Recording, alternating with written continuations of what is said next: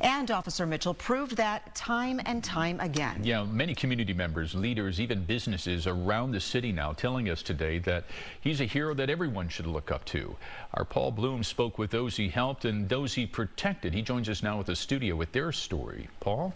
Tim and Karen, so much hurt, so much heartache with this one. I heard the words hero, selfless, tragedy. This was the exact officer I was told MPD needed in a post-George Floyd Minneapolis. Yeah, we lost a good one, for sure. A good one. Outside Minneapolis 5th Precinct Police Headquarters Friday, there were flowers and notes, emotional tributes to fallen officer Jamal Mitchell. He was the embodiment of what true community service was about. Civil rights activist Michael Wilson, who has loudly called out the troubling past of MPD, telling Fox 9 Officer Mitchell was exactly who the community needed in a post-George Floyd Minneapolis. This officer was about civility. This officer was about peace. This officer was about getting the job done the right way. Police, anyone in here, call out! Officer Mitchell took little time showing off the bravery and heroism of what it meant to him to put on the badge and uniform of the Minneapolis Police Department. Is there anyone else in the house, guys? No. Okay. Just 3 days on the force, he rushed into a burning house with his partner on Lake Pd-Mucosca to rescue an elderly couple. It would earn the pair a 2023 life-saving award from the chief and an appearance on CNN.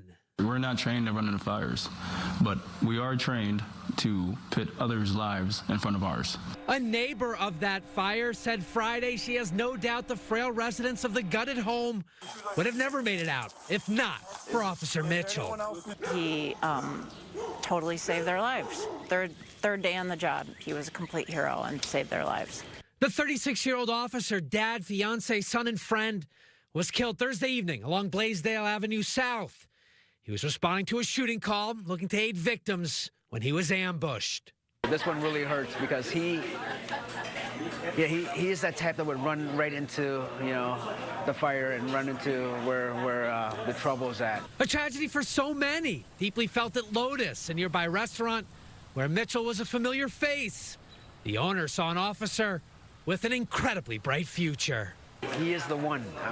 There's a lot of great officers out there, but this brother, he had such a bright future, and I told him that. I was like, I can't wait till you become a lieutenant.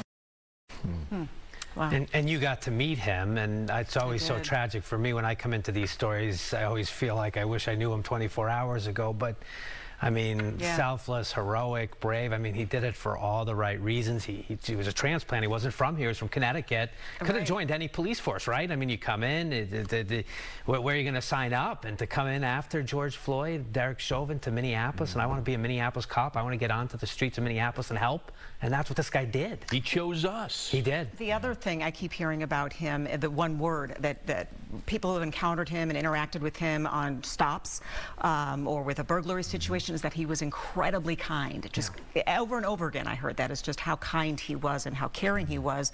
And one coupler said that he stayed with them. There was an accident and he stayed with them for an hour, just sitting with them because they were pretty shaken up, waiting for the tow truck. But well, I think you just see that in the body camera footage from the fire, from the CNN interview, from your interview. You got to sit down with him, with the chief and his partner after that fire, and I think you see it comes across in his personality, and then the way he just described at the restaurant, the way the owners and the waiters and waitresses, he treated everybody with respect, everybody fairly, everybody like a human being. Empathy. Great word there. Yeah. Good dude. A guy this department needed.